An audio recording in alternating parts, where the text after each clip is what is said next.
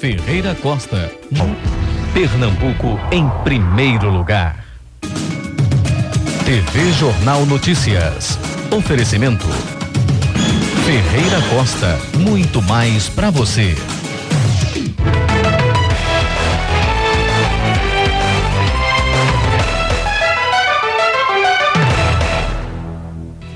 Olá, boa noite. Mais um dia de muita confusão no presídio Aníbal Bruno. Depois da terceira morte, o batalhão de choque da PM se juntou à força-tarefa que tenta conter a rebelião iniciada no último domingo. Hoje à tarde, um grupo de 200 policiais invadiu a unidade. O TV Jornal Notícias mostra como foi essa operação e por que o sistema penitenciário de Pernambuco chegou ao limite. E com a gente você vê ainda. Ameaça de greve. Guardas temporários de presídios pernambucanos pedem efetivação do contingente em reunião na Assembleia Legislativa. Ameaça à segurança. Agentes de trânsito interditam ruas e protestam em frente à prefeitura para pedir uso de armas em serviço. Resgate do artilheiro. Acosta continua internado depois de acidente de carro que o deixou inconsciente. Resgate da cidadania. Pernambuco ganha aldeia infantil para abrigar crianças órfãs. Cerca de 200 homens do batalhão de choque da Polícia Militar entraram hoje à tarde no presídio Aníbal Bruno para tentar conter a rebelião que começou no último domingo e já deixou pelo menos 3 pessoas mortas. As informações com o repórter Washington Gurgel. Mais de 48 horas depois, a rebelião aqui no presídio Professor Aníbal Bruno ainda não chegou ao fim. Há mais de 4 horas, cerca de 200 policiais do batalhão de choque realizam uma vistoria minuciosa nos pavilhões. A Secretaria de Ressocialização ainda não confirma, mas ao que tudo indica, a transferência de presos começa ainda hoje. Agora há pouco, um agente penitenciário foi expulso do presídio pelo secretário Humberto Viana. O agente denuncia que teve arma particular tomada por policiais. Do lado de fora, centenas de familiares aguardam por notícias. E o clima aqui no presídio Professor Aníbal Bruno foi tenso durante todo o dia. O terceiro dia de rebelião no maior presídio do estado foi o mais agitado. Houve muita movimentação dentro e fora da unidade. Mais de 350 policiais de batalhões de elite tentaram controlar os presos que permaneciam fora dos pavilhões. Um helicóptero sobrevoou a unidade durante todo o dia, já que havia possibilidade de uma fuga em massa. Nós vamos fazer uma revista no presídio, verificar se existem armas, celulares, conter todo mundo. Tá certo? E possivelmente depois da revista será feita a remoção de alguns presos. Do lado de fora, angústia e expectativa de familiares de presos por notícias. Sem mostrar o rosto, esposas de detentos denunciaram um conflito interno nos pavilhões. A briga interna começou por causa da propina que os chaveiros estão cobrando. O do sábado pro domingo começaram a pagar a propina, o chaveiro tá com 2 moleques, embaçou na visita, né? Chamou a guarda para botar o preso para ser transferido, nós não deixamos. Já aí paga para tudo, faxina, paga para dormir, paga para acordar, paga para almoçar, tomar um banho. A rebelião, que já dura mais de 48 horas, deixou até agora um saldo de 3 mortos e mais de 40 feridos. Entre os mortos está Fábio Batista da Fonseca, de 30 anos. Segundo o advogado dele, o detento já havia cumprido toda a pena e deveria estar em liberdade há 6 meses. O terceiro motim começou na noite da segunda-feira. Para controlar a situação, a polícia disparou vários tiros.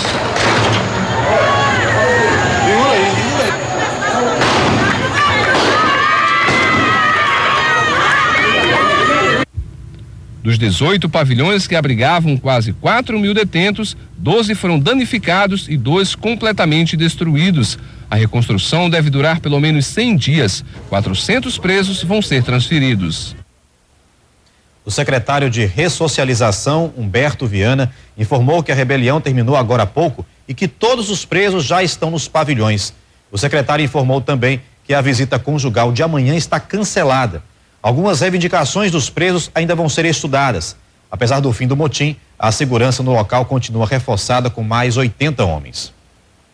E além da tensão dentro do Aníbal Bruno, do lado de fora, entre os moradores do Curado, o clima também é de muito medo. A cada fuga ou rebelião, os vizinhos do presídio tornam-se vítimas em potencial. Veja na reportagem de Diego Pérez. Uma liberdade sufocada por portas fechadas, grades e muito medo. Morar próximo ao presídio Aníbal Bruno não é uma tarefa fácil, ainda mais em dias de rebelião. Movimento no ar, no chão e as constantes sirenes são apenas alguns dos incômodos para os moradores, que sob grades fechadas convivem com um grande medo. Medo de explodir tudo aí, né? E eles saírem fugindo, né? Porque se botar o muro abaixo, eles fogem tudo, que eles estão soltos por aí, né? Um medo não só para os idosos. Esta dona de casa e a filha de 1 ano sabem muito bem. O perigo mora ao lado. E nesses dias de rebelião, elas têm vivido um grande sufoco. Literalmente. Principalmente assim, o odor que saiu da bomba, o cheiro muito forte de pimenta. As crianças ficaram a pele avermelhada, ardiam os olhos, a garganta e chegaram até a se sufocar por conta do cheiro muito forte, muita fumaça. Não tem conseguido dormir, tá? Até inclusive à noite, quando ela acorda com o barulho, fica gritando, mãinha, bala, bala. Senhor Dionísio tem um duplo problema. Os tijolos e cimento são para combater um medo mais que concreto, das rebeliões e até mesmo das mulheres dos presos. Estou fazendo esse grupo para evitar tanto conflito com as mulheres dos presos. Elas ficavam aqui sempre direto, depois que eu proibi, elas se levantaram contra, até desejaram jogar bomba aqui na minha casa. Ameaças e sustos por causa de um grande e problemático vizinho. E o pior que os incomodados por aqui até tentam se mudar. As placas que o digam. Difícil é achar alguém interessado. Ninguém quer comprar. A gente for pedir um valor, ninguém dá. O governo do estado solicitou ao Ministério da Justiça verba para a construção de 2 presídios em Pernambuco. O problema é que eles só teriam 1.200 vagas, o que atende apenas a 15% da necessidade de um sistema já em colapso. Nas 17 unidades prisionais de Pernambuco, um problema se destaca: a superlotação. O estado tem um total de 15 mil presos e apenas 9.500 vagas nos presídios. Os internos são obrigados a conviver em pequenas celas e dividem condições subhumanas. O resultado é a disputa por espaço e por poucas regalias. Grupos rivais lutam pelo controle dentro dos pavilhões, já dominados pelos internos. A cada revista feita pela polícia é encontrado um arsenal de armas brancas usadas em brigas internas e motins.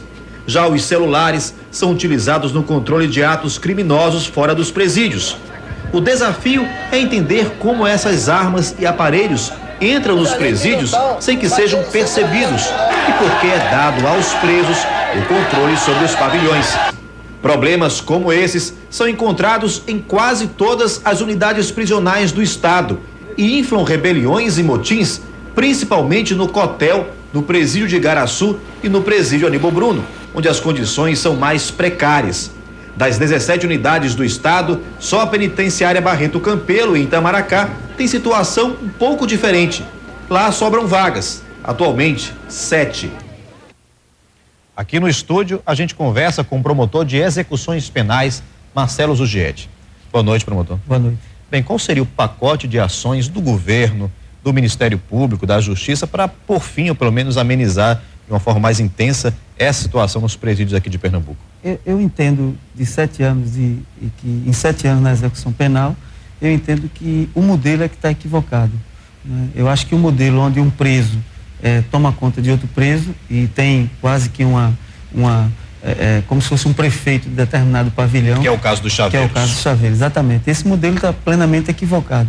A necessidade de se intensificar a questão dos concursos para agentes penitenciários, né? Além de construção dos presídios e penitenciárias, é necessário também se trabalhar a pessoa que trabalha com os presos, o agente ressocializador.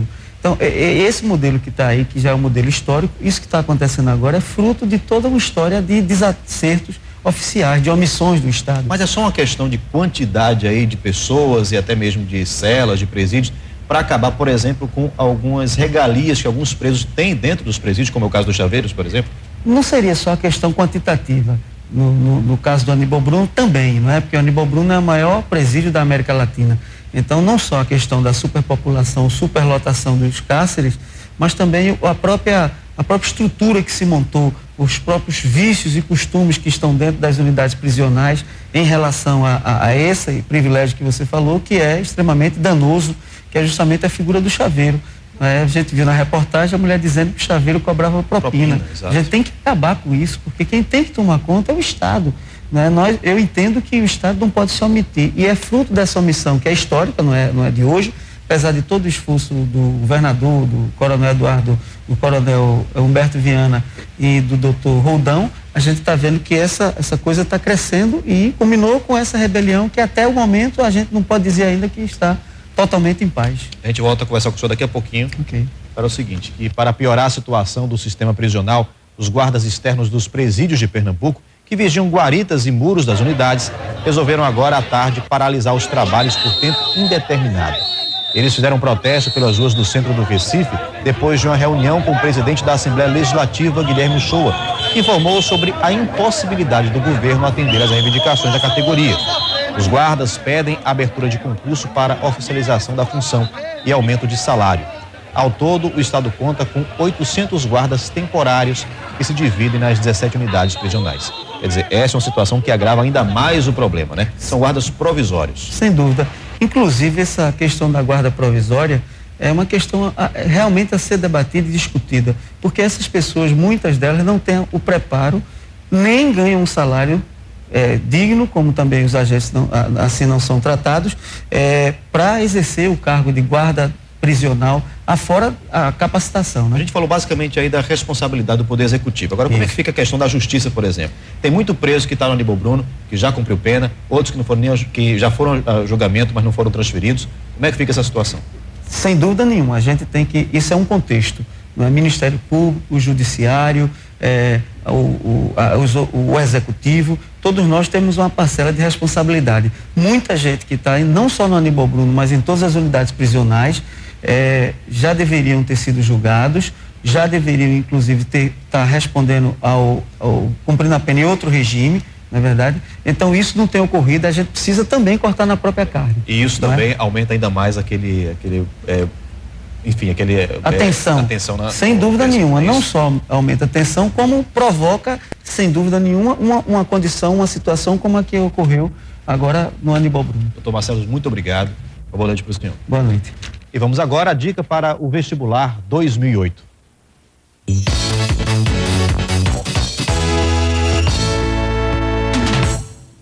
Oi, gente. Hoje a gente vai falar um pouco sobre leis de Newton. E na verdade, eu quero fazer uma pergunta para vocês sobre a situação de uma pessoa que se encontra dentro de um elevador, que sobe com velocidade constante. A gente sabe que nessa situação, duas forças agem sobre a pessoa, o peso e a normal. Mas a pergunta é a seguinte, nesse caso do elevador em ascensão com velocidade constante, qual das duas forças seria maior? Se você respondeu que ambas têm a mesma intensidade, parabéns, você acertou. Pela primeira lei de Newton, lembrando que todo corpo, quando está em repouso ou em movimento retilíneo uniforme, a força resultante é igual a zero. Um grande abraço e até a próxima.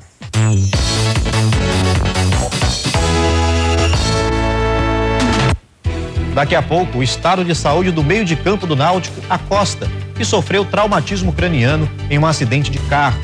E ainda, a aldeia infantil, criada para abrigar crianças órfãs com a ajuda de mães sociais em Pernambuco.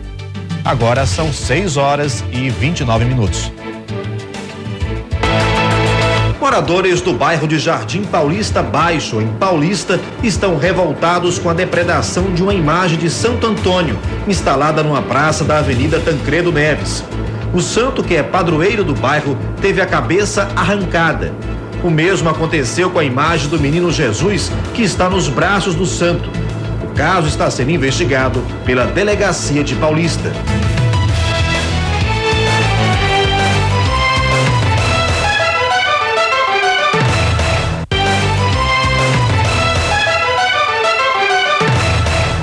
Agentes da CTTU fizeram hoje uma passeata pelas ruas do centro do Recife. A categoria cobra da prefeitura o fornecimento de armas de fogo para uso durante o serviço. Apesar de terem porte de arma, os agentes trabalham desarmados e estão revoltados com a morte de um colega, assassinado na semana passada.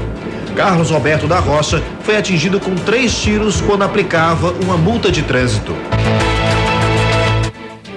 Continua internado o jogador do Náutico, Acosta, que ficou inconsciente depois de sofrer um acidente de carro no bairro de Afogados, na madrugada de hoje. De acordo com a equipe médica, o vice-artilheiro do Brasileirão teve um traumatismo craniano leve, mas não deve desfalcar a equipe alvirrubra no jogo do próximo domingo. A movimentação no hospital foi intensa desde o início da manhã. Aqui, amigos, dirigentes e companheiros de equipe que chegaram preocupados com o estado de saúde do artilheiro. Entre os primeiros estava o quarto zagueiro do time, Everaldo Batista. Só fiz ele acordar, na verdade, e vim direto para o hospital para saber como é que ele está no momento, né? E até no momento a gente não está sabendo, assim, está sabendo que ele está bem, não está correndo risco de vida, que é importante, né? Acosta continua internado na UTI da unidade, mas o estado de saúde do atleta é considerado estável. Segundo o médico da equipe alvirrubra, o artilheiro apresenta desde o acidente uma grande sonolência e por isso ainda deve ficar internado. Foram feitos todos os exames relacionados à tomografia em crânio, a cervical e a parte radiológica de todo o corpo. Não foi constatado nenhum tipo de trauma, nenhum tipo de lesão. E vamos observar a Costa durante essas próximas 12 horas. Também no início da manhã, o presidente do clube esteve no hospital para visitar o jogador e trazer notícias para a torcida. Está tudo bem e nós acreditamos que, como ainda falta aí 13 dias para o próximo jogo, ele esteja em condição de atuar. Mesmo consciente, a Costa terá que ficar mais 48 horas em observação. A recuperação deve durar cerca de 7 dias, o que para o técnico do time é a garantia de que o vice-artilheiro da Série A vai estar de volta aos gramados na próxima semana. Graças a Deus, o susto foi muito maior do que qualquer outro problema. O acidente com a Costa aconteceu na madrugada de hoje neste cruzamento no bairro de Afogados. O carro dirigido pelo jogador bateu nesta caminhonete Ranger e foi parar em cima da calçada, suspenso entre um poste e o muro de uma casa. A Costa foi retirado do carro desacordado e atendido por paramédicos no local. Com ele estava o casal Jânio Barbosa de Brito e Valéria Bezerra, que foram levados ao Hospital da Restauração. Já o motorista da caminhonete, Flávio Rubens Bergamo de Almeida, foi levado para o Hospital Getúlio Vargas. Todos passam bem. Só uma correção, o Náutico joga no domingo, dia 25 de novembro. Pela Série B do Campeonato Brasileiro, o Santa Cruz entra em campo daqui a pouco, às 7h30, contra a equipe do Brasiliense, no estádio Boca do Jacaré. O jogo é decisivo para os tricolores. Uma derrota pode levar o time para a 3ª divisão. O técnico Mauro Fernandes só vai definir a equipe momentos antes da partida. O Santa Cruz está na 18ª colocação com 42 pontos, enquanto o time do Distrito Federal é o 9º com 49. Já está funcionando em Pernambuco uma aldeia infantil que vai abrigar crianças órfãs e filhos que não têm mais a guarda dos pais. O projeto já existe em 10 estados brasileiros.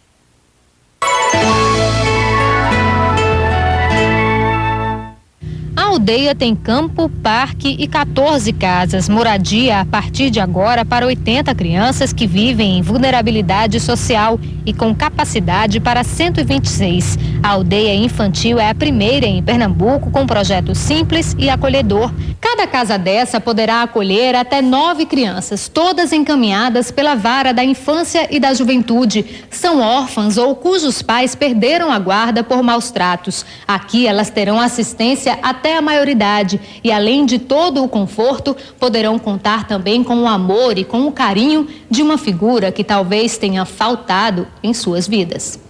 São as mães sociais e Raquel é uma delas, contratada e treinada pelo ONG para desempenhar a função. Ao todo serão 14 como ela, todas vão morar na aldeia. Raquel, que já cuida de 8 crianças numa casa alugada pela ONG, não vê a hora de se mudar. O difícil para ela é separar a profissão do sentimento. Eu olho muito para a vida da minha mãe, começo a imitar um pouco ela e vejo que realmente esse sentimento de mãe é fantástico mesmo. Nós estamos justamente ainda em fase de contratação de pessoal e que as pessoas interessadas devem justamente entrar em contato com o nosso escritório através do telefone 3543-3898.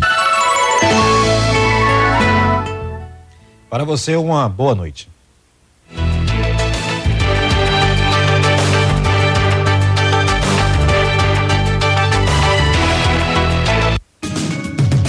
TV Jornal Notícias. Oferecimento